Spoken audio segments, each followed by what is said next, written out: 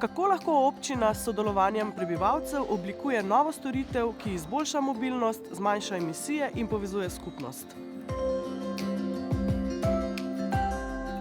Občina Škofja Loka je na participativni način skupaj z občani in drugimi deležniki zasnovala storitev minibusov Agate in Jurija.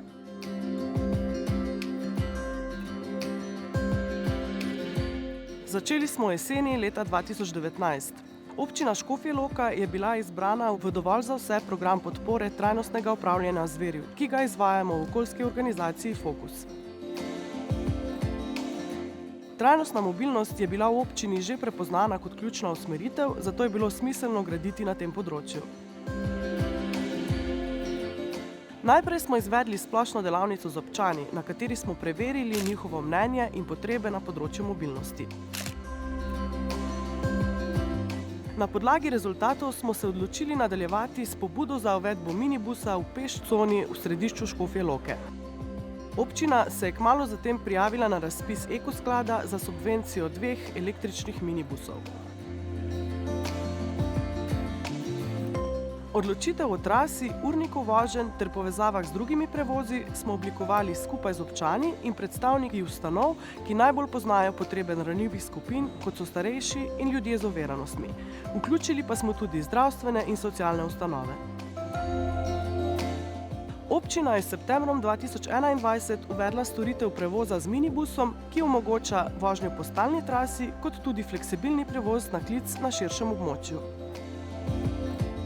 Agata in Jurij zagotavljata storitev mikromobilnosti tukaj v zaprtem starem mestnem jedru, kot med vsemi javnimi institucijami, predvsem tistimi, ki jih starejši v Škofji Loki najbolj potrebujejo.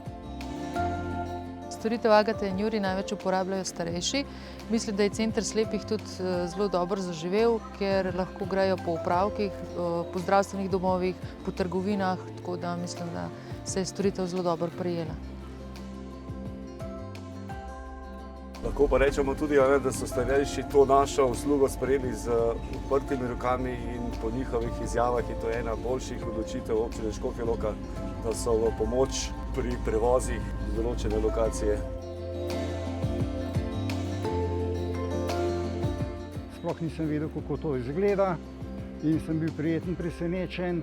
Zdaj redno dopoldne hodim s prijatelji na kavo ali pa vmes na kakšne nakupe manjše. Pa redno imam že rezerviran termin, mi odpeljejo tle v center, imam ženo. So oba zadovoljna, da sva skoraj tako pa doma sva bila, ne. Električna minibusa sta poimenovana Agata in Jurij.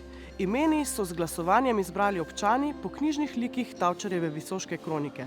V slovenskem prostoru pa veljata kot eden uspešnejših primerov vzpostavitve minibusa v peš coni.